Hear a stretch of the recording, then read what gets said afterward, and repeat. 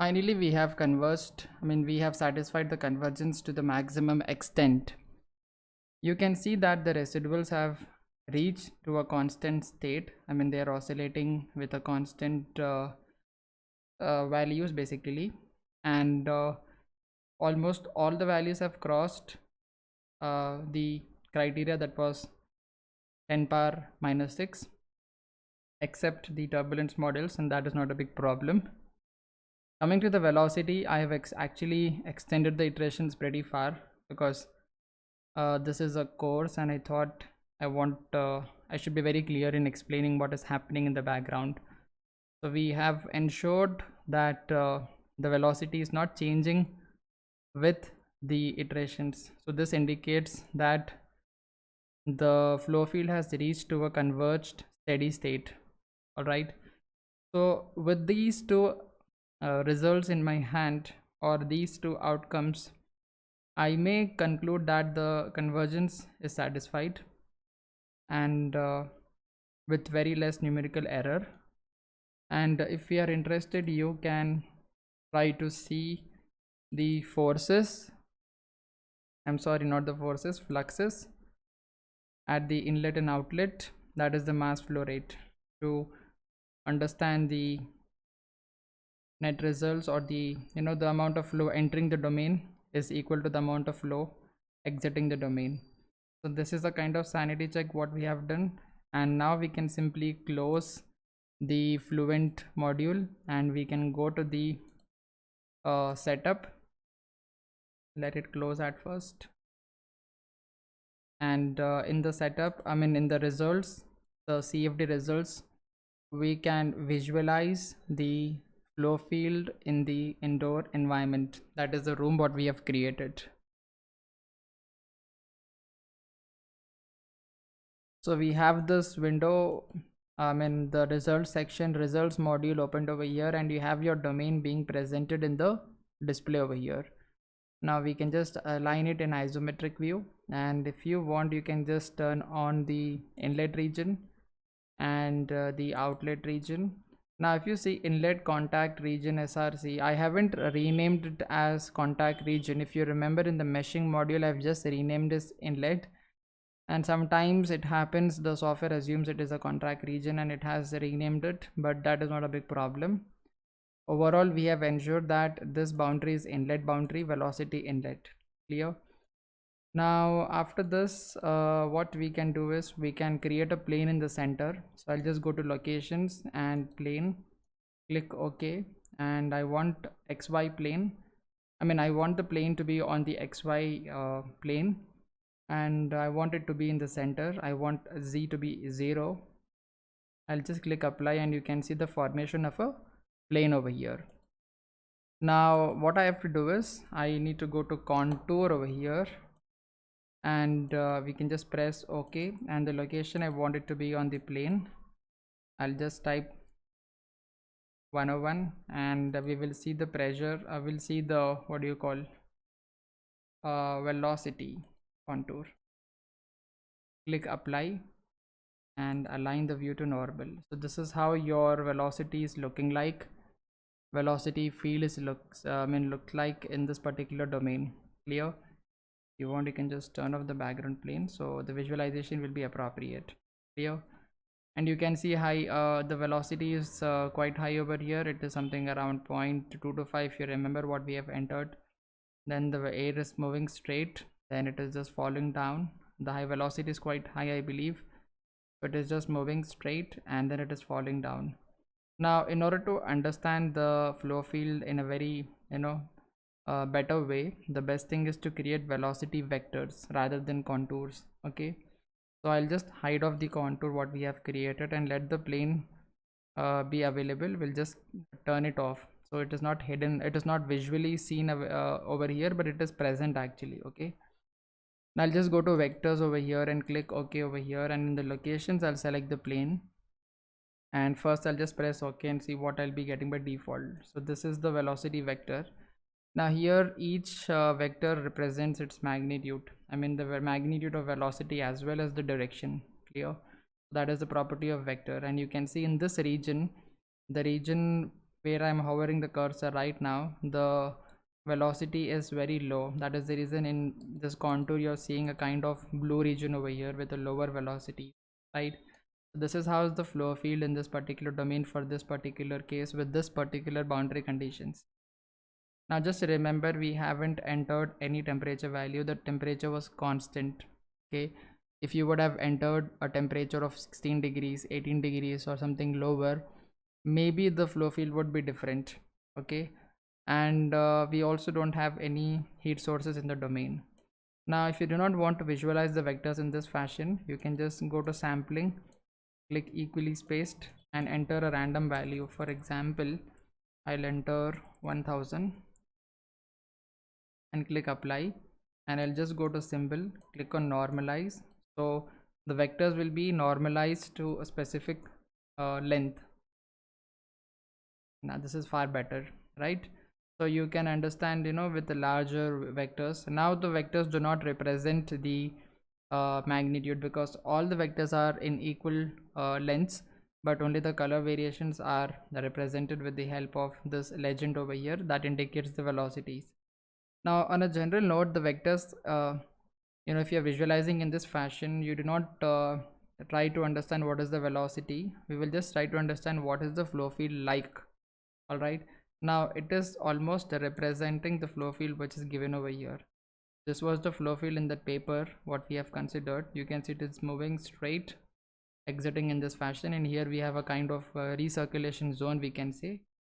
Same thing is happening over here. You can see this is straight, moving down, exiting, and here we have a kind of recirculation zone. Clear? So this again indicates that the results what we got and what they have achieved and what we have achieved are pretty closer.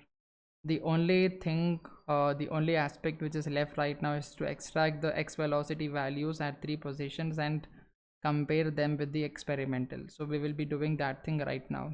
Okay, now first and foremost thing is I'll just turn off the vectors. Now I need to create 3 lines over here at 3 positions. The position is at x is equal to 0.2, x is equal to 0.4 and x is equal to 0.5. I'll just go to line over here, click OK over here, and I will be having this window with different methods available for me. With this method available for me to enter the values of coordinates of the line. Okay, now initially I may not be understanding where to keep, so I'll just click apply. So you can see we're getting a line in this way. Okay, now 0.1 is 0 and 0.2 is 1. Okay, so what I'll do is, and I'll just move this to 1, sorry, -1, and you can see it is moving off over there. Okay, so this particular text field is x, this is y, and this is z. So with this is at -1 and this is at 1, so I can just move this position also. For example, 0, this is the center. Okay, so this is the first point, this is the second point. Now I want the first point to be inside the domain, obviously, so I'll just keep it as 0. Okay, and for the first point I want the y direction to be 0 again. Okay, sorry, y direction, y point to be up to the complete height I want it to be placed. So I'll just increase this and see what I'm getting. You can see I'm getting a kind of vertical line, isn't it? Now I just need to place this line, which is exactly from floor to ceiling, on the left hand side a bit, because I want this to be at x is equal to 0.2 meters. So what do I need to do? I need to maintain the first point at 0.2. Well, the inlet is over there, right? I wonder why it is coming over here. Yeah, okay, because I have created the model in a way that this is 0, 0, 0. So this will be positive and this will be negative. All right, so according to this figure, we are at the center actually. Okay, this is 0.8, the total length. We are at 0.44.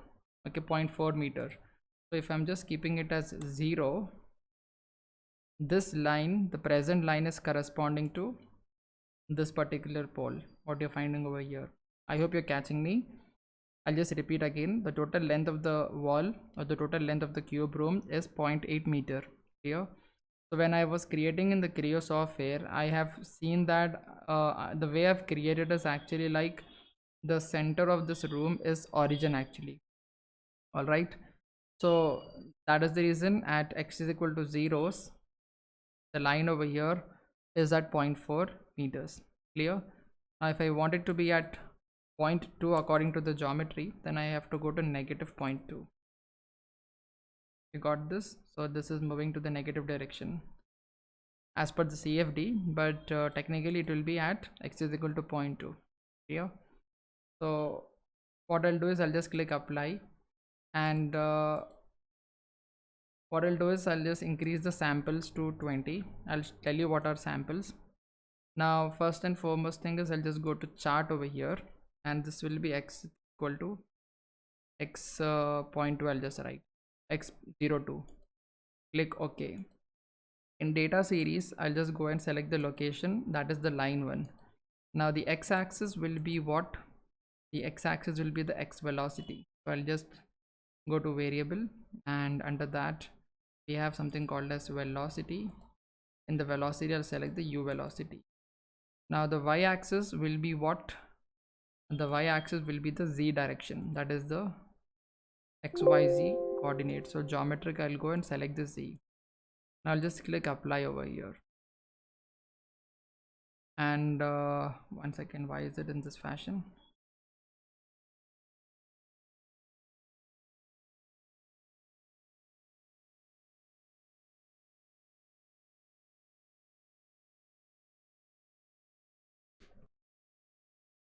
Well, I think there is a mistake. Let me just cross check my domain. So this is x, this is z, and this is y. So what I have to do is actually I need not select the z axis over here. I need to select the y axis, because we are evaluating the velocity with respect to height.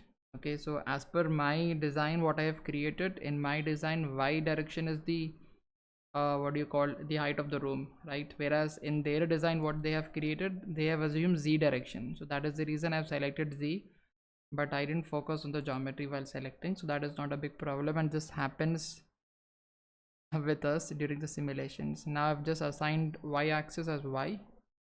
So in the chart, what I have, yeah, you can see the variations right now. So I was a little bit shocked when I've seen the previous one. So this is the pattern what I'm getting as of now with respect to the position x is equal to 0.2. Clear? And you can see it is almost similar, but we have to compare them together. We will be doing at next stage, don't worry about it. Now with respect to the what do you call, where is the line 1? Yeah, I have something called as samples. So samples are nothing but the positions. I'll just go to scatter over here, and you'll be getting scatter points. So these points are 20 points actually, right? That is how the line is getting divided into 20 segments. If I'm just keeping it as 10, you can see 1 2 3 4 5 6 7 8 9 10. 10 points will be the complete length of the line will be divided into 10 points. That is the variation between the sampling points. So generally we can keep according to our understanding and the results what we have obtained. I'll just change it to XY line and click apply. Okay, now that we have this line, I'll just export this and save it in respected folder, and I'll just save the CSV file as x02. Save it here. Now I have saved this line 1, that is x is equal to 0.2, and now I want it to be at x is equal to 0.4, that is x is equal to 0.4, and according to our dimensions it will be at equal to 0. This is the center of the room. So according to the complete width, this is the center, and according to them also this is the center. You can see that this 0.8, this is 0.4, but as per the geometric model what we have, this will be x will be 0 for this model. Clear? Now I'll just come to chart again and click apply. Just see that you check all the values, line 1. If not, you want, if you're not satisfied with this, you can create one more line here. So we can do that as well if you want. I'll just do that again. So line 2 I'll just create, and the position will be x is equal to 0 for for the points, and we will just increase the y value and keep the sample 20. So y is in the sense completely moving from up to down, right? And for the line 1, I'll just make it as that it is shifted to the previous place here, and this is line 2. I'll create one more chart rather than utilizing the previous chart. In the data series, I'll select the line 2 right now. In the x-axis, it will be u velocity, and I'll just go to velocity, press OK, and in the y, remember to select y rather than z. Click apply, you will be getting this chart. Export it, and I'll just save it as x04. Saved it. Let me create one more line so that we will not be having any confusion between the lines, even though it takes time, but try to be very clear. Now this will be to the right side, point 2. First point is point 2, second point also I want it to be at point 2. And if I'm just keeping this as 0, height as 0.4, I will be getting inclined line because this point 2 is at 0 position. I want it to be shifted on the right side, and I want 20 samples. Let me create one more chart over here, and I didn't save the previous one. Chart 1 it was. Okay, fine. So this is x0 4. Sorry, what is this? 06. Second chart must be x04. I didn't renamed it, so leave it as it is. I'm sorry, I didn't change the x and y. The x will be u velocity, and the y will be the geometrical y. That is the height of the room. This is how I got. I'll just export this as x06. So the exporting is completed. We have created the complete what do you call the CSV files of the velocity fields. Now in the next video we will be comparing them with the experimental data. So see you in the next video.